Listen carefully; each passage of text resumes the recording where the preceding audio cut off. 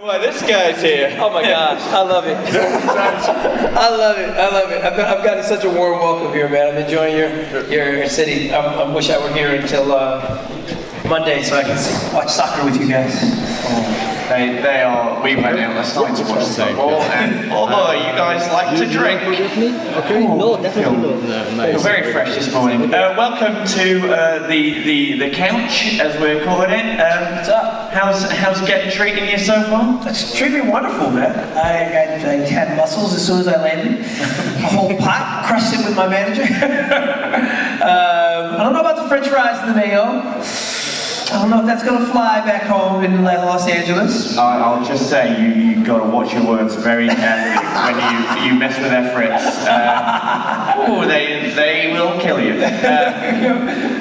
But yeah, have you been to Belgium before? No, I've never been to Belgium. It's my first time. So I'm feeling really welcome. Oh, nice.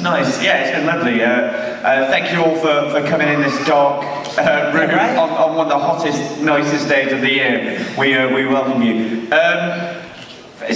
I don't know where to start with you. I mean, we all know especially this man, what we're going to talk about. But before we get into it, I will say this: we've got Jaleel for half an hour. We will let you guys have questions at some point. But before then, yeah, nice little chat with you. Where to begin? What's your favourite? No, I'm kidding. Your career. You obviously started very young. Yeah, 3. 3. How do you get into acting at 3? Your preschool teacher thinks you're funny. And this is back in, I'll date myself, this is 1979. People didn't try to become famous necessarily. She just was a random Asian woman who said he's really funny in my class every day and I think he should be doing commercials. My mom worked for the post office and she's like, well, I don't know anything about that. And so they took me to an acting school. I don't know what you're going to teach a 3-year-old in an acting school, but the acting school was more of a gimmick to try to get kids to buy things out of the vending machine. And I stayed there long enough, though, for an agent to come by and discover me. And she thought I was funny. And that agent went on to represent myself, Kirk Cameron, and Fred Savage, the Olsen twins. Oh, wow. She went on to become the most successful child agent there ever was, and my career took off from there. Yeah, I mean, it didn't just take off. You bloody owned it, didn't you? Yeah, I appreciate it. I've done all the research and reading, but I didn't realise that your character was supposed to be a cameo, just a one-off. Yeah. As a testament to your... Yeah, that would never happen today. Just the way things are developed and how many executives have to sign off on something. Going on to an episode for a guest spot, 1 episode only. Shucks.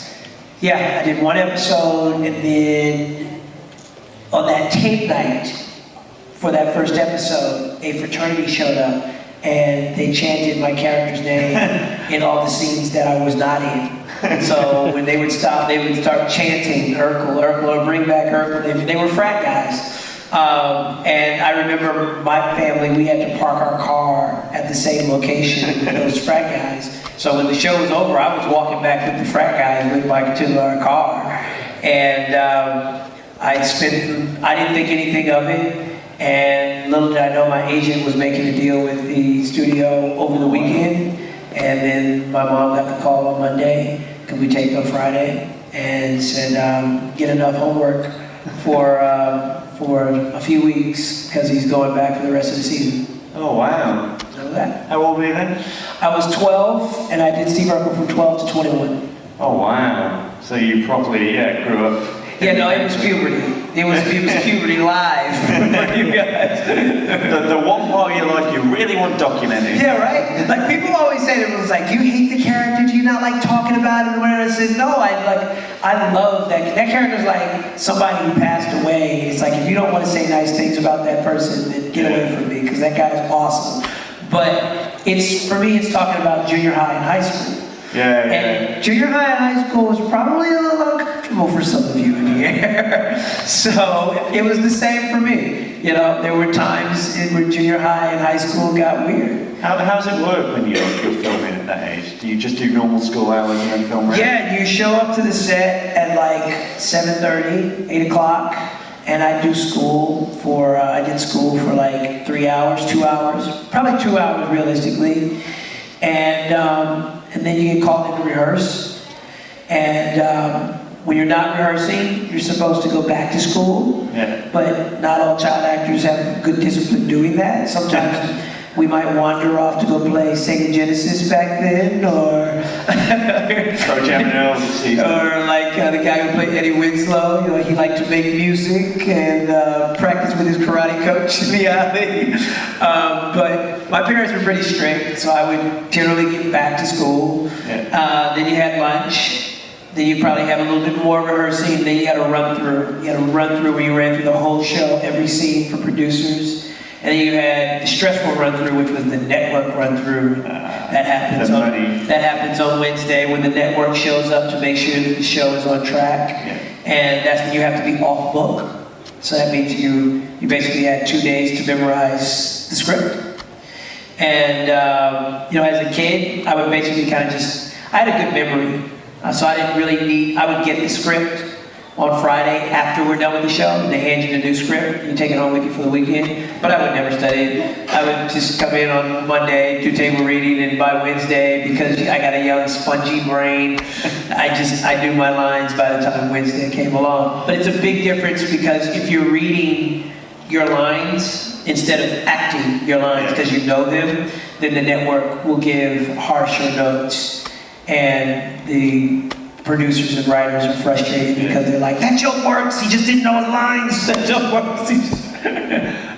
Do you still have a spongy brain? I still have a spongy brain. I can memorize stuff like that. Yes. How do you find, because like you say, you grew up acting, and you did it, like so many child actors quit because they just don't like it. Yeah, every time I tried to quit, the business would just suck me back in. Proper Godfather style. Yeah, proper Godfather style. Yeah. But like, because you finished obviously junior high and high school and all that. You studied TV and film, was it? Yeah, I studied TV and film at UCLA. I almost wonder if I should have gone to college because I had my own show, another show on a network called UPN, and I was a producer. But I just come from an older generation that your parents made you feel like you need something to fall back on. Yeah, you had to have a college degree. And so, you know, I wouldn't put that pressure on my daughter necessarily because we live in such a digital world. And I think education is all around us. You don't need to know anything now, you just Google. Yeah, that's it. We didn't have, I grew up with World Book and it's an encyclopedia. Right? I don't know that, but I will in 3 seconds. Yeah, it's insane how the world was. But yeah, did you have the normal sort of college experience, or did you do it around acting as well? You know, the thing that I do feel lucky about with college is that I feel lucky that I went to college before social media exploded. Yeah. So, you know, it was weird enough walking around campus, and in people's minds I was dressed like that, but in reality I was not. And, you know, it was just awkward because a lot of people would stare, or maybe frat boys check your name in. Not necessarily frat boys, but professors would name check me in their lectures. You know, so I had awkward moments like that, but I wasn't being filmed. Yeah. And I couldn't imagine what popular young kids today would experience going to a college campus constantly. I mean, if I go out to eat, I'm always going to find somebody that's doing like this, and they don't think that I noticed them. I'm just sending a text message. Exactly. I'm just sending a text message and my phone is ringing. Right. But I can't imagine dealing with that on a college campus now. That would be ridiculous. So I feel very fortunate that I didn't have social media. Yeah, it's weird how it's changed all of the business. Oh, it's changed everything. I mean, how do you even just get drunk in college? Like, how do you do that now without it being filmed? I mean, we could talk about the vagaries of social media all day long. What do you think? Like, how do you feel now? Obviously, now you're an adult, seeing sort of the ripple of popular culture that because you're referenced all the time. So many things. It's cool, man. I mean, there's a website called Rap Genius. Does anybody know about Rap Genius at all? Okay, all right. I would expect you to know about it. So, like, Rap Genius is it has the lyrics for all of every major rap song you've ever heard. It has all the lyrics. Wow. And it's like an encyclopedia for rap lyrics. Yeah. And so if you type in Urkel, it's like I've been name checked in like 300 rap songs. It's great. It's great. From Ice Cube to Drake to you name whatever. That's insane. That's kind of cool. So I love that. It's weird because like I grew up in the UK and we got used sort of later on. But the first time I ever I'm not popular in the UK, really. In France, the show is huge. Oh, really? Yeah, but the UK, the Brits were kind of like, we don't quite get him. Well, we got it. I think it came onto what you guys call cable later on because we only had the 4 channels. But first time I ever sort of experienced like Urkel was The Simpsons and things like that, and it's referenced so many times. Really? Okay. And then like from there you sort of expand out. But now, like you say, if that happened now, internet, social media, instantly you can find anything you want. Oh, yeah. So do you find that there's a new generation discovering you? Yeah, well, there's this misnomer that young people don't know who I am, and it's actually quite the opposite. Young people come to me and they call me Jaleel all the time because I constantly work back home. Yeah, I know you're very busy. So, you know, a place like Brussels, though, come in, please, come in. Yeah, don't be shy. Oh my gosh, they're acting shy. There's no What's extra going on? charge. It's a really dark room, and it's more comfortable if there are people in it. Yeah. But take it back. I was welcoming. we were talking about Jaleel. Yes. So they know my name because their generation, like you said, can Google. Yeah. So, you know, anytime a young person is interested in anything, their call to actions are to search. Yeah. And if they like what they find, to follow. Oh yeah. Or subscribe. We didn't have those calls to action when I was younger. So the other thing is our show streams on a very popular platform in the States called Hulu. Anybody know what Hulu is? So the problem is you don't have Hulu. That sucks. They're not international. I don't legally have it. Right? Like that really, really sucks. And Hulu is just like this one click away, and you can watch as many episodes as you want. You don't have to wait for it to air on any television set or anything, and like kids are just discovering it in droves now. Like it just started in all over again. Just binge. Yeah. Like you're saying, like the difference between this generation, like when you air, is there's now more of a separation between character and actor because they can physically look at that. Like as soon as you like something, like now, we did it earlier, IMDb straight away, and you fact check, you go down a wormhole. There's a lovely thing on Amazon now where when you pause it, it syncs up to IMDb, and you get all the stuff of who's in that scene. And so like kids now, instead of going like, oh, for example, The View, they wouldn't go, oh, there's Urkel. They go, who's this guy? And then they're instantly into all your other work. It's crazy. So then they start doing research, and I love that. I really love that about this generation, though. Yeah. I really do. That they can investigate like that. We got someone very chatty in the audience. Well, I invited them in. So yeah. I guess I did that. If we've learned one thing from every movie, never invite them in. I'm kidding. We are going to open up the floor because my leg is buzzing, which is my professional way of going, don't talk too long, Matthew. Guys, if you do have a question for Jamil, just raise your hand. Be loud. Of course you'll be off. Of course you're going to be first. I wonder what this will be about. Yes, sir. I know you have some other stories when you have the changing machine. You're Bruce Lee or Stefan Urkel. Yeah. Did you have some inputs of those characters saying, yeah, I would like to play Bruce Lee instead of Jackie Chan or whatsoever for those fightings? You know what? I can't take credit for things that wiser people did. Okay. I mean, I was legitimately 14, 15 years old. The first time I played Myrtle Urkel, I cried. I didn't, because I was an athlete and I really loved playing basketball, and there's nothing about me that's nerdy. I'm a mimic. So I'm like, I can mimic a lot of different people if I want to, like if I really put my mind to it. So, but I nailed that character, Myrtle Urkel, to start with her so much, I cried. And my dad went to the producers, he was like, he's not playing that character anymore. And they're like, what? Like the audience loved it or whatever. I thought all the boys at school were gonna make fun of me. And they didn't. Everybody just thought it was really funny. And so it took me probably about 3 years before I'm done with puberty now.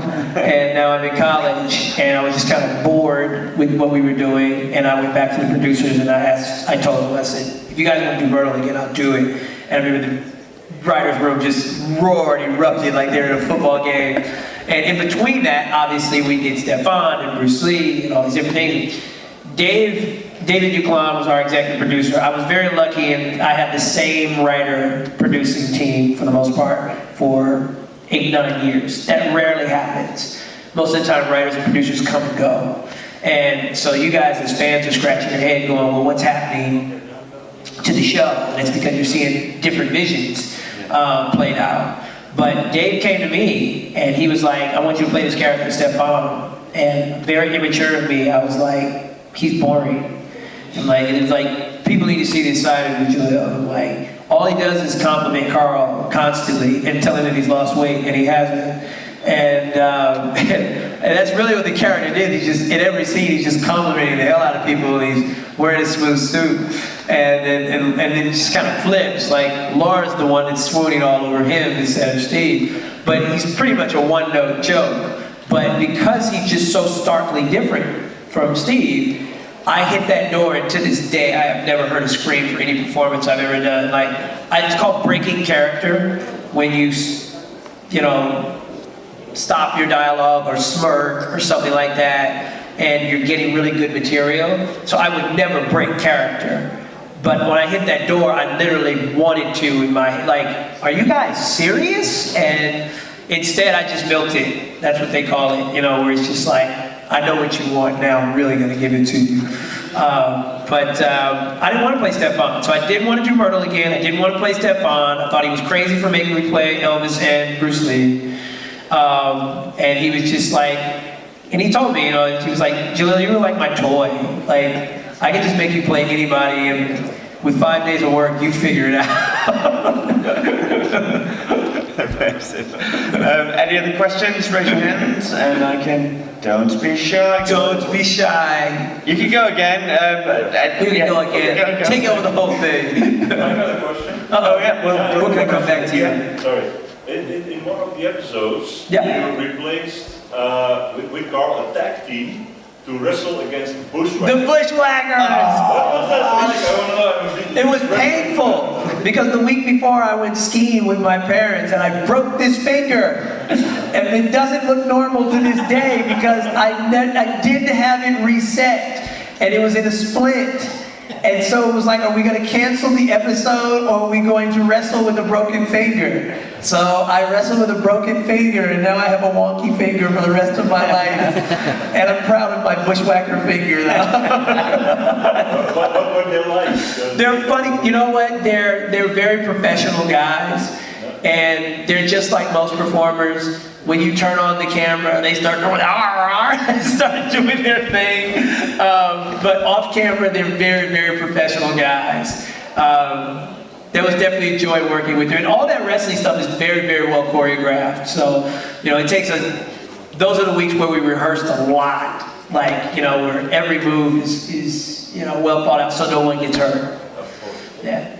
But those are solid guys, man. They don't mind bumping into walls, people, or anything else you throw their way. Yeah, I could talk old school wrestling. I won't. Yes, sir? Yeah, you said you worked 9 years with the same cast. Yeah. Did you make some friends did you meet them later on after the show was done, or still have contact with them, or it's like, Sean, the show is done, fuck off, guys? Oh wow, I love the way you talk, Doug. You're dope, Doug. You can be sitting here. No, it was, it's like the kids, we grew up together. So, Laura and Eddie and myself, whatever, we all grew up together. We went to school at the same time, So our bond is forever. And we get together every now and then, in private ways. But it's not for everybody. So, it's not like I'm going to play Laura. Like, that just turns into a big photo op for everybody. So it's like, well, I go to your house, you go to mine. I'm wishing her happy Mother's Day, and she's wishing me happy Father's Day. So the kids, we're a lot closer with each other and the adults are closer with each other just because of age. But I will love them forever and ever and ever. It's always nice. Every time someone asks that, we've never had anyone go, no, they're absolutely pricks. It's one time we want that question asked and go, no, I hate them all. But it's always lovely to hear. Any other questions in the audience? Like I say, don't be shy. Yes. Hello. When you started filming it, Yes. did you know, did you think it was going to blow up as big as it did? Oh no, there's like I said, I feel fortunate that I've lived in a non-social media era because I just know the difference. But there's a terrific quote about celebrity back then. You're the last one to know you're famous, and it's the truth. If you had normal parents or you had people that were middle class, and my parents were very much middle class. My mom worked at the post office. My dad became a dentist. I don't think I realized I was famous, that a lot of people were watching the show to that degree, until I went to do a little show called Regis and Kathy Lee in New York. And I was 13 years old, and they fly me and my mom and dad to New York, and they put us in this fancy Park Avenue hotel. And my dad is so corny. He's so corny. The Steve Urkel glasses actually belong to my dad. And he didn't wear them in the streets, but he's a dentist, and they would keep particles from flying into his eyes because they were so big. So he just got these cheap glasses to keep particles from flying into his eyes when he was doing lab work. And he's a procrastinator, so I wanted the glasses with the tape in the middle, and he forgot to go to the store that day, so he was like, here, take these. So I actually went on the audition with these wobbly things on my face, and I was not happy with it at all. But everybody thought it was funny because my head was small and the glasses were giant. But getting back to the New York story with my dad, we check into the hotel room, and I check into the hotel room, and the phone rings as soon as the bellman is putting down our bags. And my dad goes over and answers the phone. And again, this is before cell phones, so you had to call someone's hotel room. And he answers the hotel room phone, and my dad's like, yeah, okay, well that's great. And my mom's just looking at him like, who the fuck are you talking to?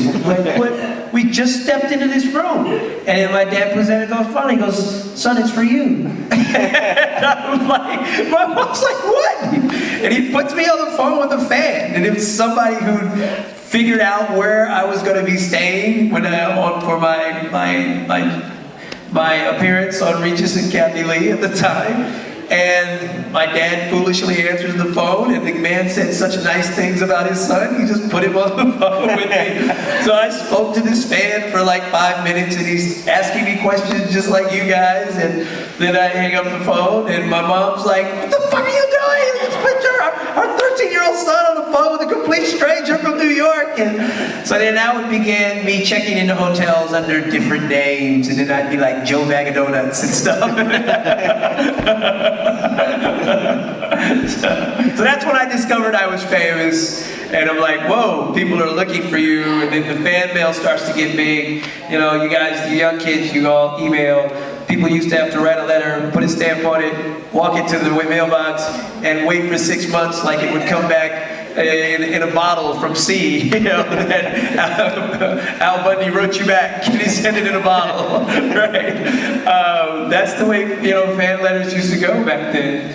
And then I think the third time when I really was like, okay, something's happening, was when my doll was released, and I had to go to Toy Fair. We've all had our dolls released at the moment, haven't we? I had to go to Toy Fair, and Hasbro brought me in, and they got our hotel room. They took me and my mom and my dad to our hotel room, and it was we get off at the top floor of the Plaza Hotel. That's the hotel in Home Alone 2, and my mom just turns to the lady, and she's like, we're really tired. We've been traveling. If you could just give us the key to our room, I'd really appreciate it. And I remember the woman just saying, "This is your room." It was the entire top floor of the Plaza Hotel. And my dad was like, "I gotta go rent a video camera." So my dad went and rented a video camera that was like this big. And my mom's trying to operate it while my dad and I have a foot race in the hallway because it was longer than this room. That weekend I was kind of a brat. I don't even really like looking at the footage that my dad shot because I kind of became like this character from a terrible children's novel. And yeah, because they gave me a 7,000 square foot room at the top of New York at the age of 14. And it was, every favorite team I ever had in New York had sent me gear. The Yankees, the Knicks, business cards. If you want to go to games, call us. It was a surreal weekend. I love sharing the stories because people don't realize, the show that I wanted to make for television was I wanted to tell the story that was more of a Wonder Years just kind of perspective of what it was to be me and play Steve Urkel at the same time. Oh, nice. And I just feel like this generation would really respect that story a lot more than just the very cliche Twitter pitch. Yeah. You're now a grown man and you have kids that look just like you. I'm like, guys, that has been pitched to me by everybody who has a Twitter account. So these are the stories that people don't know about with me that I think are interesting. And I can kind of see it on people's faces like, what? You live that? Huh? Really? Definitely. That's like, because you were so young when all this sort of blows up, did that take away from your mum and dad's career as well? Did they Yeah. Did it become like a family business almost? Very smart question. My mom just basically became consumed with what it was to raise me and look out for me. And the thing was, she wasn't a typical stage mom, so some of her obsessions were really just more about me studying. I remember she fired my teacher because I was basically going to rehearsal and then sneaking off to play Sega Genesis and not returning to class. And he wants to keep his job, so he's not trying to pick a fight with me necessarily, so I've been getting away with it for a while. Then my mom came to check up on me on the set a couple of times, and I wasn't in the classroom. And then I remember I had a press tour in New York. That's like where you start the season off and you do, talk shows, whatever, to let everybody know the new season's coming. I had a press tour, and I'm in my robe like I'm Hugh Hefner or whatever, in my fancy suite. And my new teacher arrived. His name was Craig, very nerdy man, and he was largely unimpressed with who I was. And I was in the 9th grade at this point. And when you're in New York, age 15, 16 years old, you're like, I want to go outside, right? I want to explore the city. You don't want to sit in a hotel room and do math, right? And so Craig showed up and he could have given a shit that I was Steve Urkel. He was just like, you're in the 9th grade and you don't know quadratic equations, you don't know whatever. And so that, he challenged me though. And I was embarrassed. I was embarrassed that I didn't know certain math principles that, quite frankly, 7th graders and 8th graders were working on. And he was a complete asshole about it. He was not nice at all, and he was just like, we're gonna sit here. Anytime I didn't know something, he'd roll his eyes and stuff and whatever, and I'm competitive, so it was like, it's not that I'm stupid, I'm kind of busy being a TV star.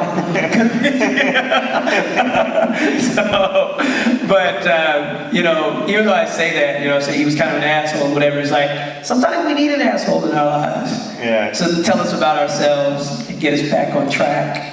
And get us doing the things that we should be doing. And he fixed my education. He really did. So that's great. That's great. Make sure I got accepted to college. Did you stay in touch with him though? I haven't spoken to Craig for a long time. He became so popular within the business for a while because people knew I was getting such a good education. Like word was just trickling out. And good teachers in show business are hard to come by. Yeah. So it wasn't. I didn't even end up at UCLA. That's why I went to UCLA before the boy from Home Improvement poached him. So he left our show. Yeah, he left our show and went over to Home Improvement, and taught John Taylor Thomas and those boys. It's crazy. That's absolutely crazy. It's a very incestuous town. Like, Yeah. Like we all know each other. Candace Cameron and Danica McKellar and, you know, Fred Savage and Ben. Like, we all know each other. We grew up with each I other. guess you'd have to, because you'd live on that sort of dual existence of your fame, your rising fame means you're separated from the kids you probably grew up with. Yeah. So you would find people have something in common. Yeah, well, what happens is you end up attending the same affairs, the same functions. And, you know, all of business is a community. Yeah. So, you know, I don't care what business you're in, if you're trying to do well in that business, you're going to network within your community. And acting is no different. There you go. Did you say you have kids as well? I have a daughter. How old? I have an 8-year-old daughter who's turning 9. She acting? It's just funny. I'm like, you know, you obviously want your kids to do something different. Yeah. But I just see certain forces pushing her in certain directions, and you know, she was a good soccer player too. Oh, she was so good. She scored like 6 goals in one game. She was 5, just because I promised her Pinkberry yogurt. She was just like, but I think she's getting a little bored with soccer right now. She said she wants to dance and sing. Oh, there we go. You know, I don't know. We'll see what happens, man. She has my support. She's my heart. Is it weird, like, the thought of that, being on the other side of maybe if she went into something, seeing... No, not at all. You know, we're really only on this planet to do a few things. You know, survive and pass on our information. Yeah. So I have a ton of information inside of me. Thank you, Craig. And to be able to pass that on to her if she needs that, that's cool. There's so many kids that I see who are in the business and they don't have anyone to guide them or give them, you know, sage advice. And I even told her, when she's like, I want to sing, I'm like, well, there's rules to this. You don't just sing. If you want to sing, you have to sing, act, and dance. And she's like, oh, okay. And I'm like, no, like you have to know all disciplines. And so my mom wasn't even forward thinking like that. And I ended up on a show called Dancing with the Stars. And, you know, that show cheats. That show's like the Hunger Games. It really is. It's not what you think it is. I'm happy I did it. It's a great experience. But they have a lot of people on that show who've done a lot of dancing in their lives. I've never danced before. Yeah, they just kind of pretend like they've never danced before. And it's like, you've been a Broadway dancer since you were 6 and I'm competing against you. So, you know, I want my daughter to be like them and not like me when I was on the show. So there you go. We've probably got time for a few more questions if anyone has any. He's going to keep going. Yeah. We got all these shy people. Wait, I see one more back here. We'll go back. We'll go on to any more. All right, perfect. 1, 2. So we go. Yeah. Yes, would you like to work on the Fresh Prince of Bel-Air? No, that was We liked the episode with the crowd and Will on the phone hearing over you when you were having sex with that. Yeah, no, I love that episode. That's a special week again in my life. Like I said, the show that I would love to make, reboot, you know, I mean, I was on the set, and I was literally just rehearsing the scene, and you know, you could call right down to the stage back then. They had a phone, a stage phone, and they had a PA that stood by that phone all day. And Juan called me over, and he was like, Jay, I got somebody on the phone for you. And it was like, who is he? Will Smith. And I just die. and I'm like, what's up, man? You know, and I would see him in NBA stuff or whatever, and he was just like, we got an episode of Fresh Prince, and I just feel like you're the only person that I would like to see handle this subject matter with Ashley, because it's a delicate subject matter. And you know, the thing is, though, we weren't able to really close the deal until today. So, you know, would you mind coming over after work just to get a little, you know, a little rehearsal time in? So it was like, hell yeah, cool. And Will's always been such a powerful person. Yeah.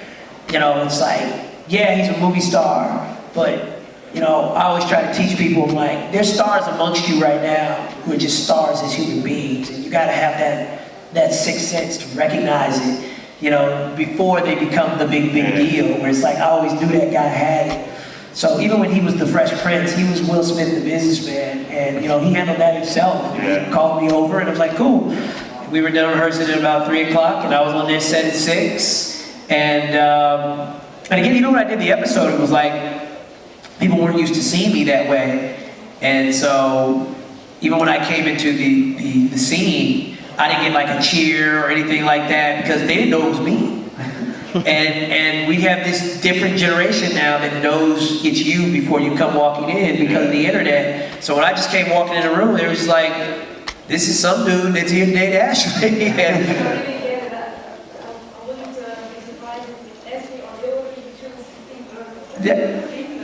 yeah. Awesome question. Back to you. Well, Miles, is it possible that you can somebody will ask you to do the Steve Urkel character once again for maybe a Netflix show, or maybe Ice Cube, Dr. Dre said, I'm going to make a movie, music video with that? Is there a possibility of saying, okay, it's done and be in the past? You know, I don't do impressions in the streets only because, again, we got all these phones. So if you do impressions, you have things that go viral, and it's like, Michael Jordan cried one time, and now an entire generation of kids thinks this basketball player cried a lot. Right? That's crazy. So I don't want to be doing street Urkel and like. There's a shit. And then, yeah, right. Just like, you know, I see some website of how many times Jaleel White has impersonated Urkel on the streets, like, you know, with panhandling. And so that's the only reason why I don't do it now. I don't think the character should be rebooted personally, only because there was an innocence about my puberty that made that character so amazing. I would, however, if I got the right opportunity, I would do it for SNL, because I just feel like it's very appropriate to do it on SNL. But that takes fans to ask for that. That takes Lorne Michaels, who's a very powerful and amazing guy, to want that. And I would certainly do it justice. If they wanted me to do 60 Urkel skits in a row, I'd do them full blown, wouldn't hold back. But as far as just the show is concerned, I just feel like so much of life has changed that, you know, without a big crazy budget, you know, I was inventing some pretty ludicrous shit back in 1993. So if we're gonna call it 2018 and I had a transformation machine in 1993, we need to address that on a very high level, or let's keep it to cartoons and SNL, okay? And you know, everybody, these executives, they have very firm opinions. And some people are just kind of like, well, we want to save money, so I don't care about that, just shut up and do it. I'm like, well, I have a daughter, first of all, and I've shown her pictures. And I showed her, that was the last straw for me. My daughter loves Fuller House, and she watches, her favorite actress is Raven-Symoné. And from Raven's Home, I think that's funny, because I know Raven too. So I'm texting her, I'm like, bitch, my daughter loves you.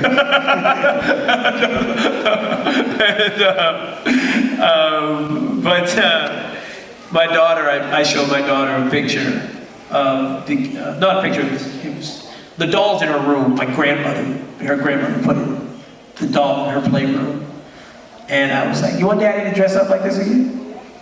She looked at it, she was like, no. So that ended that. I was like, well, if my daughter's not going to think this is cool, and she's got to go to school and deal with her peers, then I'm like, we need to keep this to SNL. So if anybody wants to start that petition, you will get a full-blown Steve Urkel if it ever gets to SNL.